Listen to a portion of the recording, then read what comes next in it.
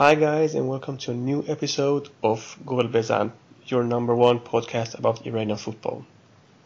I'm your host Pejman Pars, and with me I have my two dear friends and great panelists Sina Saemian and Arya Alahverdi. Hi guys, how are you? Hi Pejman, it's great to be on with you guys again and looking forward to discussing the topics. Yeah, hi guys, it's a pleasure to be here and looking forward to it. Great guys. Now we're going to shortly discuss about the great success that a lot of the Iranian players in Europe have had. Discuss the topic about the goalkeeping situation in the national team, and maybe a couple of the defenders, because there's a lot of things happening now in the squad, and the World Cup is coming really fast, so it will be quite interesting to hear what you guys have to say. Okay, let's start with the question about the goalkeepers. It seems like it's a topic that we talk about more or less every time we have the pod, but then again maybe it's due to the fact that it's a concerning issue for many of the fans when they look at the probable number one Alireza Behramvand of Persepolis, despite winning the league with Persepolis and despite advancing to from Champions League, he seems to have not improved but declined and got worse, so to speak. Sina, do you agree with that analysis, or am I a bit too harsh against Behramvand? No, I think you're absolutely right. I mean, if we go back a couple of years ago, personally, you definitely remember I was one of the main voices behind him becoming Iran's number one. I mean, Bobak once, he likes to remind me every now and then of that. But yeah, I think back then he was, for me, the best goalkeeper Iran had, and he became number one. But for that exact reason, I don't think he should be Iran's goalkeeper in the coming World Cup, because it's not. Look, last year he had a poor season, so you think maybe he's just had an off season, just like every other player would. But this season, for me, his performances have gone slightly worse. I think there's a lot about his game that definitely needs improving again. He doesn't look like the keeper he was 18 to 24 months ago. So I think it's definitely a concern. He looks very suspect on crosses and generally on decision making, but also on shot stopping, which was something he was really good at. But now he seems really slow on his line. He's conceded a few goals on his near post, which as a goalkeeper you definitely shouldn't be doing. And I think when you're a goalkeeper on that sort of form, you put a lot of doubts into the minds of your defenders who are playing in front of you, and I think that makes the defensive unit as a whole slightly weaker. So I agree with you. I think there's a lot of worries in the next 30-odd days in terms of who's going to be the starting goalkeeper. Of course, we have the situation with Alireza Hayri as well, who not only isn't playing at his club in Sweden, but news has come out in the last couple of days that he's left his club, and so he's practically a free agent now, which is really disappointing. So we are left with a couple of other options as second or third choice. Yes, Sina, and that's my next question here, and maybe Arya, you can jump in here. The thing is that Behramvand have played more or less all of the friendlies for Iran and all of the qualifiers for some time now, so we don't really have a certain number two in Iran. Is that something that's concerning for you, or do you see it as an opportunity for the number two to becoming the number one for the World Cup? Yeah, first of all, Behramvand's not a bad goalie. He's not as if he makes good saves. Against Algeria he did really well. I think he looked like a keeper who was going to make saves until he made a mistake and I think that's the issue with him. He's going to do like some good saves, and then at one point during a game, he'll make a mistake that's going to cost his team. And we saw that against Al Jazeera as well. So, yeah, like you say, the alternatives are always there. You know, we've always had in the last couple of years, we've been blessed with top keepers. You know, Hossein Hosseini's come through the ranks this season. Esteglari's done well. He's kept clean sheets. He's looked stable, and you know, you can also say Amir Abizadeh with Maritimo in Portugal. He's done, you know, fairly well. Obviously, in the last game he got sent off. He's missed a chance to play against Sporting Lisbon for the last game of the season. You know, a big team has some of the players that might be against in the national team in Portugal in the World Cup. So, you know, and we've also got Mazoheri, who's playing for Zoban, and he's also quite a reliable keeper. You know, we've got the options. The issue comes with playing them is when you look at experience and you look at, you know, just simply the national team caps. You know, of course they play in the Iranian league, Hossein Hosseini and Mazoheri, but are they getting the right level of opposition that they're going to face in the World Cup? Same with Beiranvand. Are they three getting the right opposition? No, they're not, and we know that. And you can't just say that because, you know, I'll always say it's difficult to say that because almost all the keepers are playing in Iran. We've only got Hajri and Abizadeh playing in Europe, and they're not even playing that much, you know. So although we've got good keepers, are they playing against the right opposition? No. And that's when the issue comes, is we have to make sure that we've got keepers that are playing against good opposition and getting the experience that they need for the World Cup. And we don't have that at the moment. And it's a shame because we've got, like I say, we've got great quality in keepers who have good fundamentals as goalkeepers, but they aren't getting the right playing time, if you know what I mean. So, but we'll see what happens. We've got 4 or 5 friendlies coming up, and hopefully they will be tested as well alongside Beiranvand. Yes. So the short answer is we have no idea what will happen. Exactly. Sina, is it something you want to add to the discussion about the goalkeeper situation in Iran? I think, I mean, certainly in my opinion, I think Mazoheri is a standout option for me. I think he's proven with the last few years that he has what it takes in comparison to the other goalkeepers to play at that level. So for me, again, he's head and shoulders for me above the likes of Hosseini and Abedzadeh.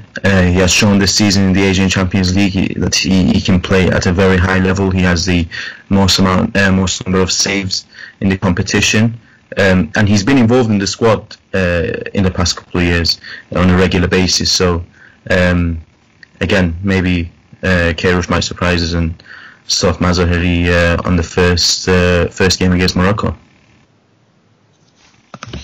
That's, you both have some interesting thoughts here, and hopefully we will have a keeper. For me personally, I would see a keeper that is mentally ready. The thing is, we have seen a lot of times that a player in Iran, he can be a goalkeeper or defensive midfielder or whatever, he can perform really well at club level, but all of a sudden playing against organized national teams, they meet some difficulties that they really can't handle. You know, if you guys remember Ibrahim Sadeghi, that was really great at Saipa, didn't manage in the national team. Qasem Haddadi, he actually did well in the national team, but he was either good or bad, and that position was too important for him, for the team to have a bad day there. Anyways, we hope. Here's one. Sorry to interrupt you, but goalkeeping position is a very interesting one. When you think about the goalkeepers we've had in the past, even Hayri playing the 2014 World Cup. If you look at the stats that he had before the World Cup in the couple of years leading to it, he wasn't playing regular football at his club, whether it was in Europe or in Iran. So it's a matter of which goalkeeper can certainly blend in with the defenders and make a strong unit we saw Hayri performing fantastically well at the World Cup, and maybe before the tournament you wouldn't have thought of him putting in those performances. So it's a very similar situation here as well. Maybe the best man for the position isn't necessarily the guy who's been performing above people's expectations so far in these last couple of years. So again, we've just got to wait and see what happens. Yeah, guys, it will be interesting 30-something days until the World Cup to see who will be in the goal against Morocco. Now let's move on.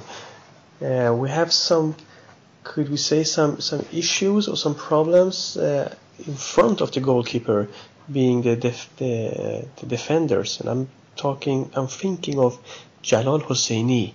He's been slightly injured every now and then in a couple of months. He's not playing so much in the league or in the Champions League or in the national team. Despite his his experience, being I think 35 years old, I think we can expect him to know what to do. But are you guys, let's say that if Jalal Hosseini won't be playing in the World Cup, which two defenders would you like to see playing? Oh yeah. So like you say, he's our most experienced player. He's he's been there for many years.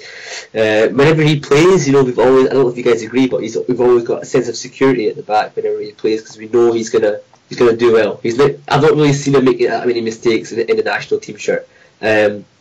But besides the point, like you say, if he doesn't play, which is possible, he's 36 years old. I mean, what can you expect? He might get injured. It's going to happen at that age. It's not easy. But we've got Montazeri. He's also old. Old. It's not necessarily called old, but he's old in football sense. And he can also get injured. So. But saying that, we had Pour Ali Ganji, who was out for about a month or so, a few months ago. So it's a shame that we've not got that many centre backs that really can do a good job and have the national team experience. It's a shame, because we have great players in midfield, in the attack. Centre back, not so much, but we need to make sure that happens. At the moment, I would say the best players to take, Hosseini, of course, if he's not there. Montazeri, Pour Ali Ganji will probably start. The other ones that you can take with you, Rozbe Cheshmi, also he's alright. He's made a lot of mistakes recently with his club, national team. You've got Mohamed Ansari, who played the last couple of qualifiers. Talking about Rozbe Cheshmi, he's a big favorite for the Esteghlal fans, and we know Sina is a big Esteghlal fan. Sina, how do you rate Cheshmi? Is he your guy in the World Cup? Is he the one we should trust when Isco and Ronaldo are attacking? Cheshmi is an interesting player. I've watched him since he used to play for the under-23s national team, and he was at Sabah. And he's an intelligent player. He plays. I mean, he started as a defensive midfielder, but of course he switches to a centre back whenever he needs to, whenever he managers asks him to. And I think that flexibility, and I think that's the kind of reason why he would go to the World Cup. Look, in a team like Iran, because of the way Queiroz drills the national team and puts them together, it makes the defenders look a lot stronger, maybe with less individual mistakes. So I wouldn't say Cheshmi would be a bad option to have. I wouldn't necessarily put him as a first choice central defender if Hosseini was to miss any of the games. As a defender, I'm a bigger fan of Mohamed Ansari. I think he's a sound defender. He's solid. He does the basics correctly. His positioning is perfect in all the games that I've watched, and he rarely makes individual mistakes. So personally, I think he would be a better option. But as Arya said, if Hosseini was to miss any of the games, then certainly the first choice option was would be Pejman Montazeri, who also missed half of the season due to injury earlier on, but he's come back strong and he's put in some really good performances for Esteghlal in the league and in the Champions League as well. But the thing that is really important to remember about Hosseini is he's a great defender, but we don't need him because he's a great defender. We need him because of his leadership skills. He makes everyone around him a lot better when he's playing, because of his communication, because of the fact that he takes that role as the captain in that defensive unit. And we've seen it time and time again, Pejman, in the qualification as well. I remember the game I think it was against Turkmenistan, if I remember correctly, when he wasn't playing, and we can see that a really bad goal against a side like Turkmenistan is pretty bad. And in other games when he wasn't involved, the defence looks a lot weaker. And it's not that the rest of the defenders are miles worse than him, but it's the fact that apart from him, there is no real leader in that defence, and the defence looks a little shaky, in my opinion. So I think he would be one of the most irreplaceable players in the team because of his characteristics and because of that leadership that he has. Going back to the point with Esteghlal, they've also got another guy, Majid Hosseini.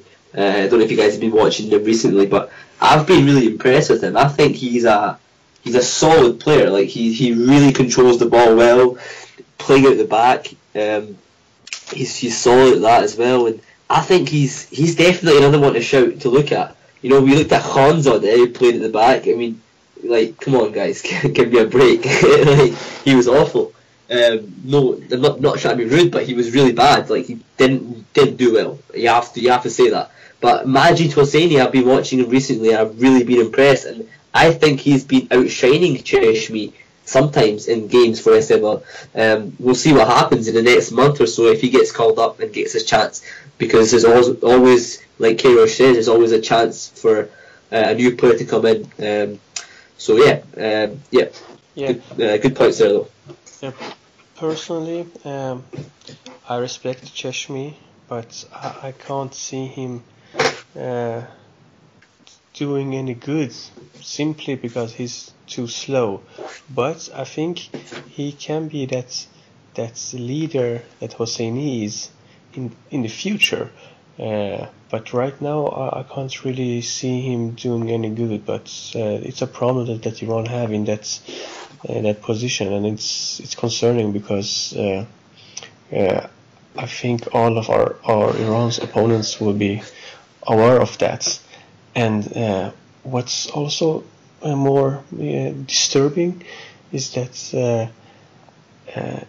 playing good against Siyah Jamegan or Traktor Sazi, it doesn't say anything in how you can perform in the national team, and that's one of the main reasons why Kairosh just wants all his players to leave Iran and go play in Europe, because you get some decent training and get some decent opponents. But then again, we still have some friendlies left, and we'll see what the formation will be. All that we know is that Kairosh is usually full of surprises, and I'm sure he will have a big surprise for us here. Okay, guys, talking about the Iranian Legionnaires, Iran's, I think 2017, 2018 have been the most successful year for Iranian football players in Europe ever. I mean, we have had Ali Reza Jahanbakhsh winning the Dutch Eredivisie League, becoming the top goal scorer for Aset Alkmaar, being the team's best player by far. We have Karim Ansari Fahd, who just in the last game of the season lost their possibility to become the top goal scorer in Greece for Olympiacos. Still, he scored 17 goals, and he didn't even play all the games. That's really good and amazing stats. We have Kaveh Rezai in Charleroi in Belgium. his first year abroad as a forward, doing really good. There's still a couple of games left in Belgium, and he came very well. Also top Karim Al-Safar, 17 goals. And also we have in Belgium Ramin Rezaian as a defender. He's not been playing that much, but I think that the move to Belgium was him trying to convince Carlos Queiroz that he's a player for the starting 11. And also we have, of course, Saman Ghoddos that played last year in the Swedish league, becoming the league's best player, and was close to a big move to Celta Vigo. And not to forget Karim's friend in Olympiacos is Ehsan Haj Safi, that's done really great as a left defender and left back, and Masoud Shojai leaving Panionios to become a Greek champion for AEK Athens, and finding his way back to the national team. Sina, coming to you, how important is this? I can say these results for the entire national team. Is it something that other players in Iran can benefit from, or is it just something that the individual players make them better, but it stays in that position? I think, as you said, it's been a very successful season for almost all the Iranians in Europe. I think we shouldn't also forget Milad Mohammadi, who for me is one of the most consistent performers we have in the national team on a regular basis, and of course in Russia he's been improving every season. But as you said, there's some interesting stats there, and I think what it does is certainly gives headaches to Carlos Queiroz. Of course, the form of players like Alireza Jahanbakhsh is just fantastic to see. You know, of course, we always want our players to do as well as they possibly can and realise their full potential. But he's gone that step further, and being the league's top goal scorer from a right wing position is fantastic. And now I think he's put the challenge to Queiroz to see, you know, he's basically asking Queiroz, how can you get the best out of me for the national team? Because let's be honest, Jahanbakhsh hasn't looked as big of a danger man for Iran as he has done for Azad Alkmaar, and I think that's certainly a challenge for Queiroz to see how can I get the best out of Jahanbakhsh to replicate the performances that he has had in Azad for Iran as well. I think Ansari Fad and Kova are definitely interesting, and I think Ansari Fad was always going to the World Cup anyway, considering his history for the national team and how long he's been involved, and also the fact that he played in the last World Cup, as well as his current form for Olympiacos. But Kove has he's put himself almost on the map. He's forced his way into Queiroz's thoughts and plans.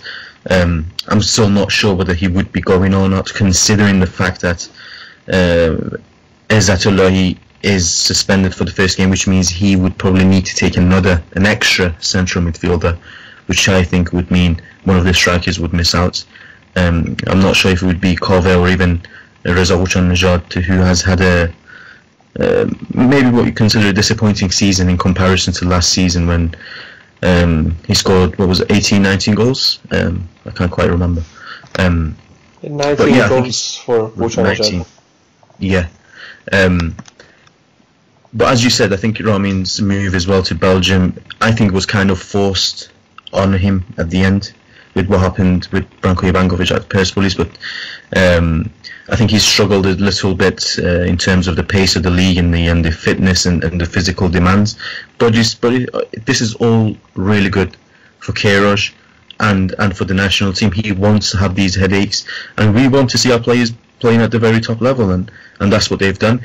There will be some really big moves for our players after the World Cup. As you mentioned, Saman Ghoddos as well. He's one of the players in demand, and now we have Ali Gholizadeh, who He's making the move to Europe, so it's all really good.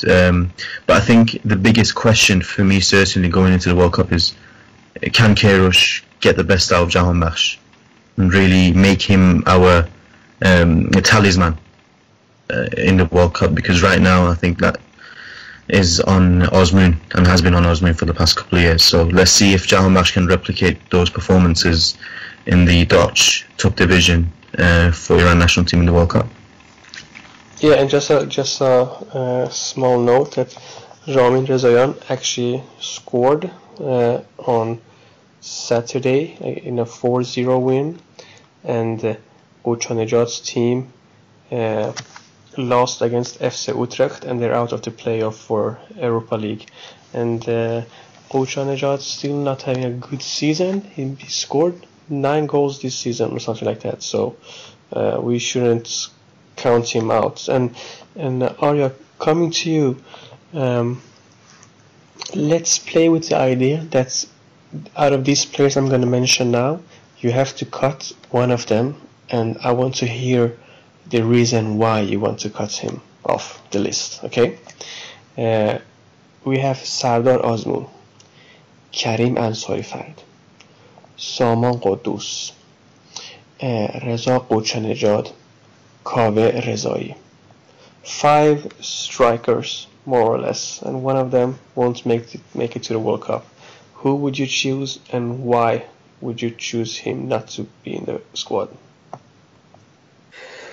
I wouldn't drop any of them actually. The reason being is bad because luck. You have to. Okay, if I have to, then Ochanejad, because Ochanejad, although he's been good he's not been bad. I mean, he's not been awful. He's done all right. He scored 9 goals, which isn't too bad, you know. But he's not been up to the standard which we need.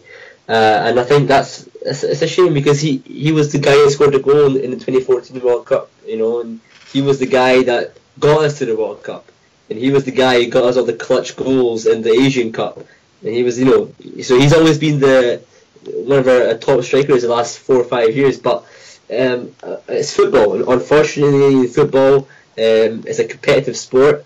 You know, you have competitive teammates. When they do well, you can't play. It's just the way it is. It's a business. It's a tough business. And if he doesn't do well in his club, and Kaveh Rezai is doing well, Karim Ansarifard is scoring lots of goals. Sardar Azmoun isn't scoring goals, but he's scoring them for the national team. You know, and you can't take it away from him. You know, when he's doing well for the national team, when he puts on the national team shirt and scores goals, you can't tell him, but you can't say to him you can't play. You know, you just can't do that. Again, it's just a business. It's the way it is. I think you said Saman Quddus, he's been doing great. He's played against Arsenal, looks fantastic. He won't play up front for Iran. He'll play either out wide or midfield or behind the striker somewhere, but he can't get dropped. It's not right to drop him when you've got that kind of creativity. If you don't have Shojai and Dejaga, who might still be injured by the time the World Cup comes, you might need Quddus to start. You know, so but we'll see what happens with him. Arya, then let me ask you another question.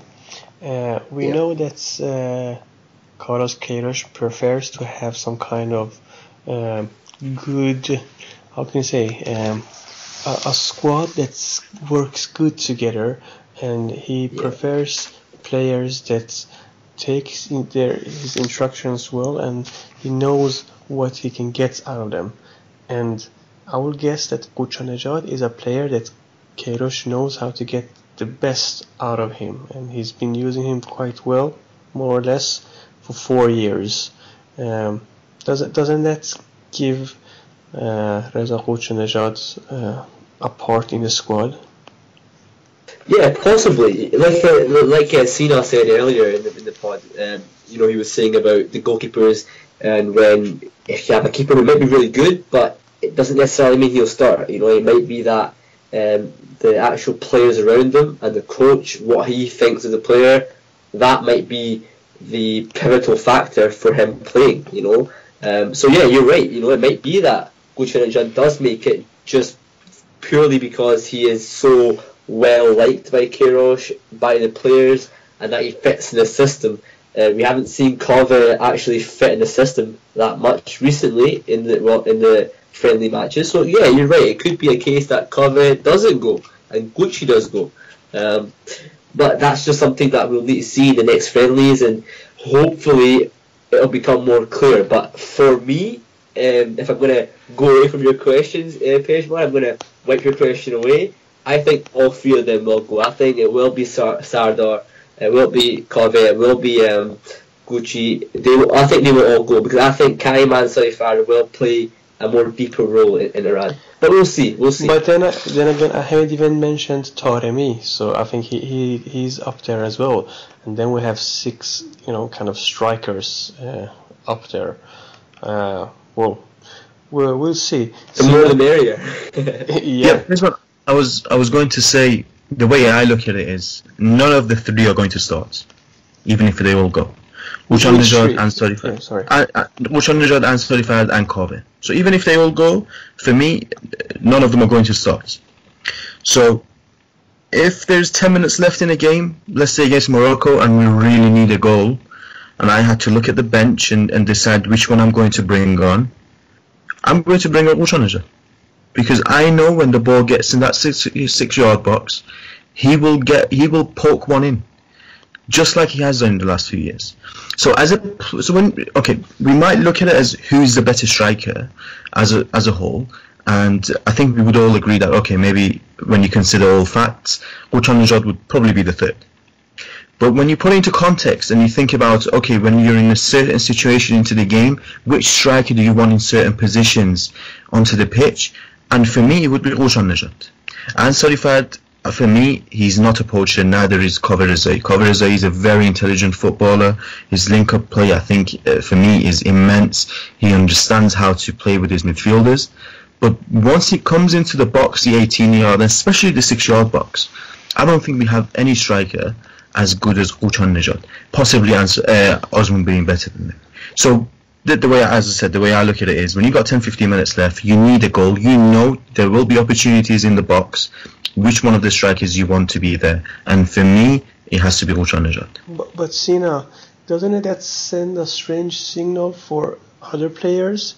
Like, you're scoring 16, 17 goals in Europe, and you still won't be starting for the Iranian national team. I mean, we're not talking about a super good team, even if we think Iran is a good team, but scoring 16, 17 goals in Europe and still putting them on the bench, why go to all the hustle and have some tough years, probably not making as much money in Charleroi as he will do in Esteghlal?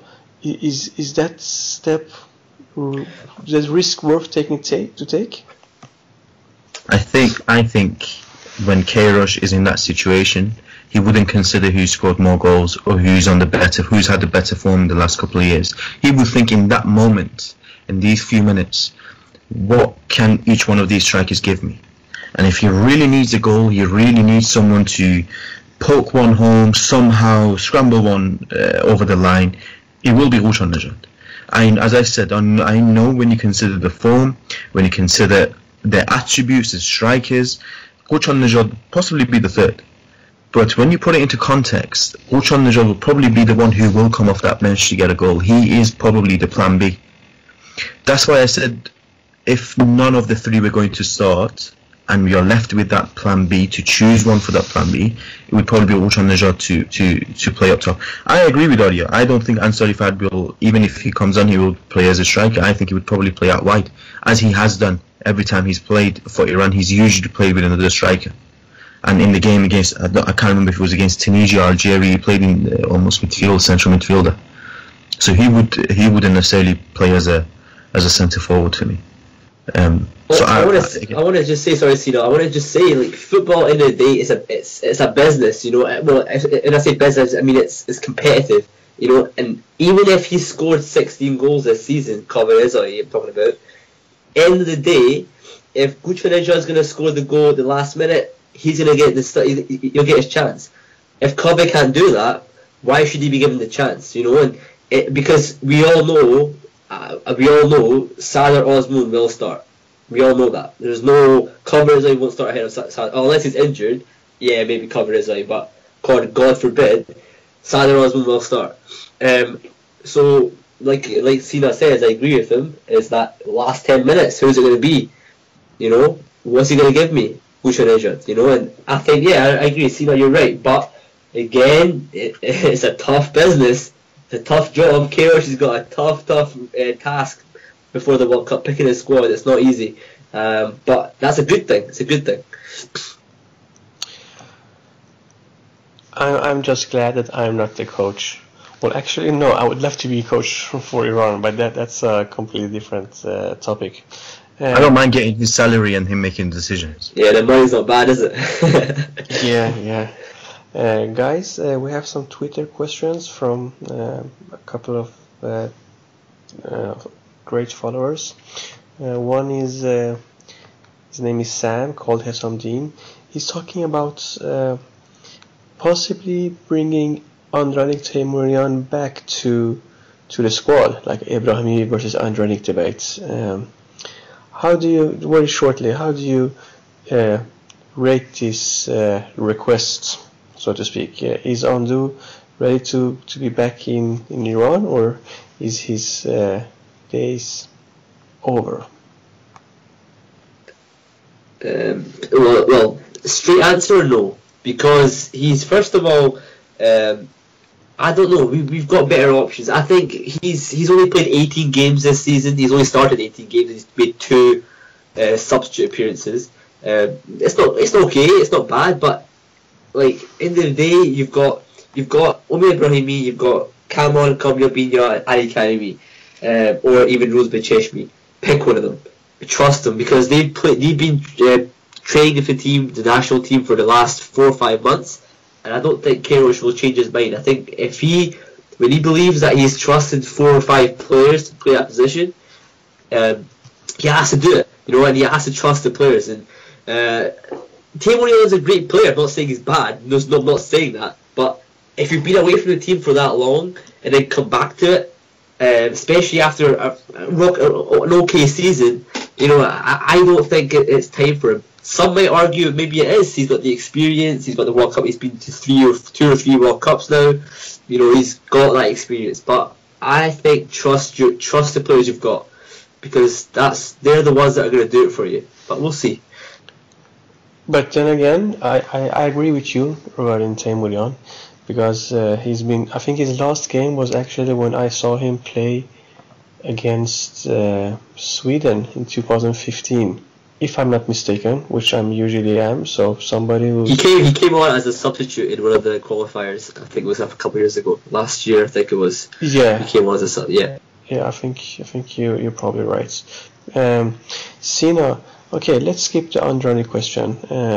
And the same situation goes to Ashkan Dejare. We have our great listener, Kamran Alavi, asking, what if Ashkan, if he makes it back to the squad from his injury, is he a guy for the starting 11? What do you think? Yeah, I mean, look, just going really quickly to the Andranik question. If I had, what kind of midfielder is Andranik? He's a combative, he's a destroyer, he likes to get into people's faces. For me, he wouldn't get into the squad. But even if Kairos needed that sort of midfielder, I would go for Kamal Kamyabinia. I think he has been performing better in the last couple of years when you consider all the performances and all the games they've played. So that's with the Andranik question. Personally, I don't think he would. With Dejaga, it's interesting. The guy, when was his last competitive game for a club? 2 years ago? So he's not... I bet a few months ago, yeah, but he was like a 20-minute substitute. Yeah, apart from the short debut that he had for Nottingham Forest. So even if you consider that, he's played 1 game in the last 2 years. So I wouldn't think he would be in a great shape. I know people will turn around and say, well, he's been working on fitness. Yeah, that's completely different. When you talk about match fitness, it's how sharp he can be into the game, making decisions, playing games on a regular basis, and he clearly hasn't done that. But for the same reason, Pejman, you mentioned why Ghoshan Najat would go, which is that he's a favourite of Kairos, I wouldn't rule him out. I think he might possibly go, but I wouldn't necessarily start him for the exact reason that I said, that he hasn't played regular football in such a long time, and I think we would have better options ahead of him for that number 10 role, because clearly he's not going to start on the right because we've got Jahanbakhsh. But even for the number 10 role, I think for me, Sommer or Dus would be a much better option. And even when you skip him, you'd probably have Masoud Shojai, who's had a great season. Of course, as you said, winning the Greek Super League with AEK Athens. So he would be ahead of Dejaga as well. So I wouldn't necessarily rule him out going to the World Cup, but I really don't think it's likely that he would start a game. Okay, thanks Sina, thanks Arya. Just very shortly, next week or 18th of May, Iran will play a friendly against Uzbekistan. The squad has yet to be announced when this pod is being recorded, so by the time you listen to it, the squad is probably announced, and we will see probably some new names there, because none of the European players will be a part of it, and also none of the Champions League teams from Persepolis, Zobanen and Esteghlal will be available.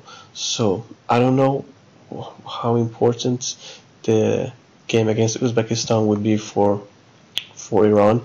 Maybe for those players that can have a chance to be a part of the national team. But very shortly, Sina and Arya, Uzbekistan, is it a game even worth to play for a Iranian B or C squad, or is it just a waste of time? Well, I think any friendly game is certainly worth playing.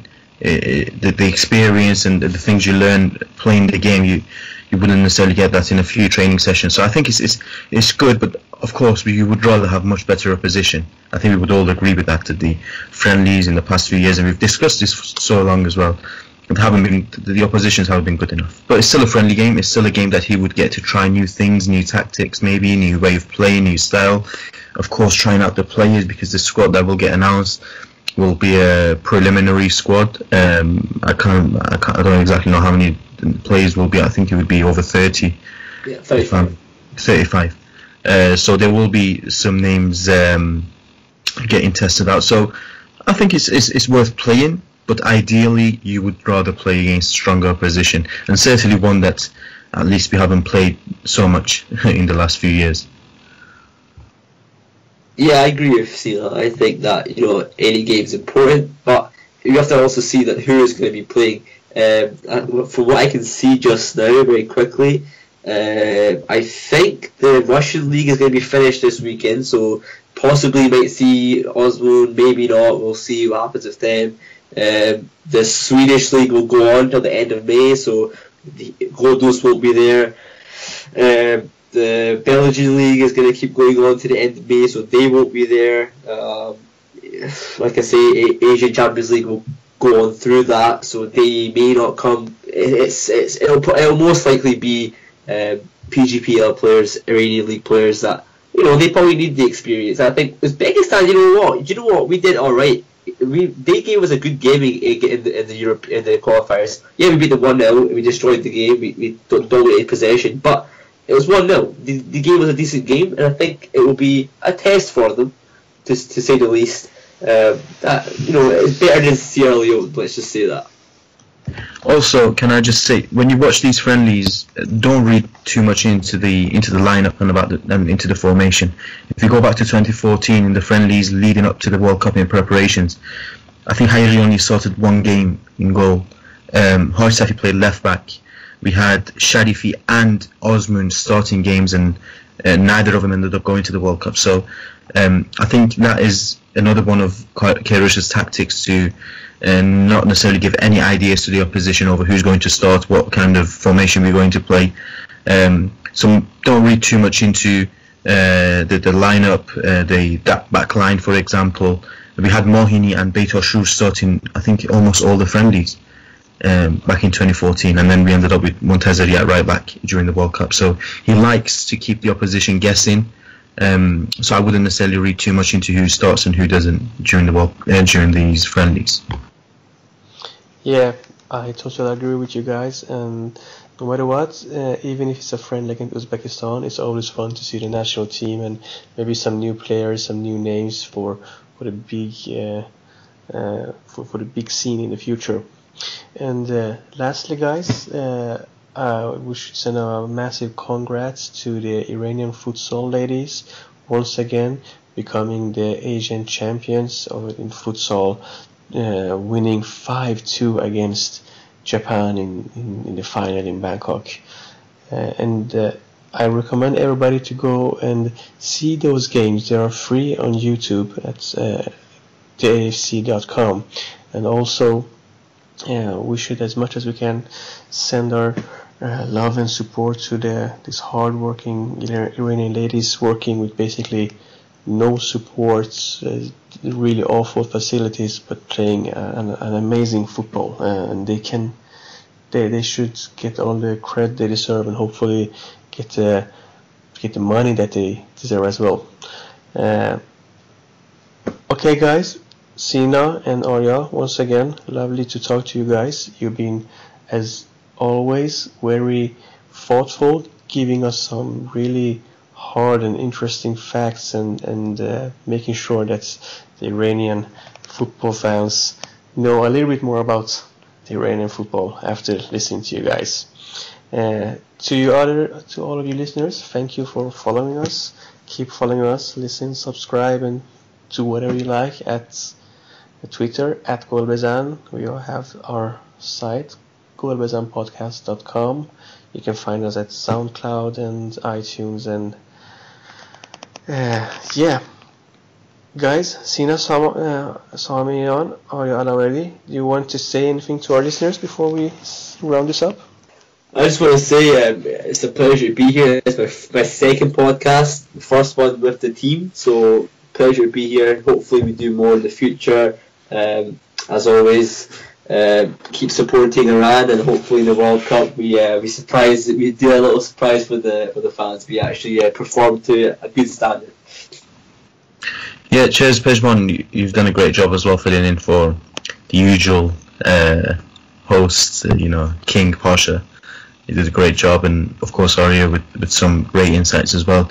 Looking forward to the upcoming episodes, and if any listeners agree or disagree with any of the things that we've said, or have any new ideas or anything to say about the players, about the squad, feel free to tweet us.